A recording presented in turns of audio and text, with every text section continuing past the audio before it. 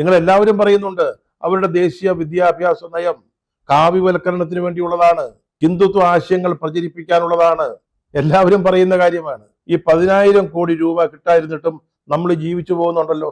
എന്നിട്ട് നിങ്ങൾ എന്തിനാണ് ഈ 1100 കോടി രൂപയ്ക്ക് വേണ്ടി നിങ്ങളുടെ നിലപാടുകളെ ഒറ്റിക്കൊടുത്തത് അല്ലെങ്കിൽ തള്ളിപ്പറഞ്ഞത്?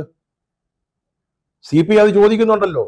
ഇത്ര തിടുക്കം പിടിച്ച് എന്തിനാണ് മന്ത്രിസഭയോ മുന്നണിയോ ഒന്നും അറിയാതെ ബാക്കി എല്ലാവരെയും ഇരുട്ടിൽ നിർത്തിക്കൊണ്ട് മുഖ്യമന്ത്രിയുടെ നിർദ്ദേശമനുസരിച്ച് ഈ കരാർ ഒപ്പുവെച്ചതെന്ന് ചോദിക്കുന്നുണ്ട്. അതിന്റെ പിന്നിലെ രഹസ്യം അവർക്കും മനസ്സിലായിരിക്കുന്നു.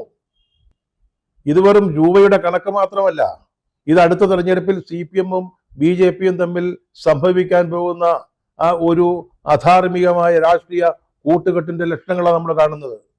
പുറമേക്ക് പറയാതെ രഹസ്യമായിട്ടുള്ള ഒരു സഖ്യത്തിന്റെ വേഴ്ചയുടെ അതിന്റെ മുന്നോടിയായിട്ടാണ് ഇതൊക്കെ സംഭവിച്ചുകൊണ്ടിരിക്കുന്നത്. അത് ബാലഗോപാലും ഈ കണക്ക് പറഞ്ഞതോടെ കേരളത്തിലെ ജനങ്ങൾക്ക് നന്നായിട്ട് മനസ്സിലാവുന്നുണ്ട്.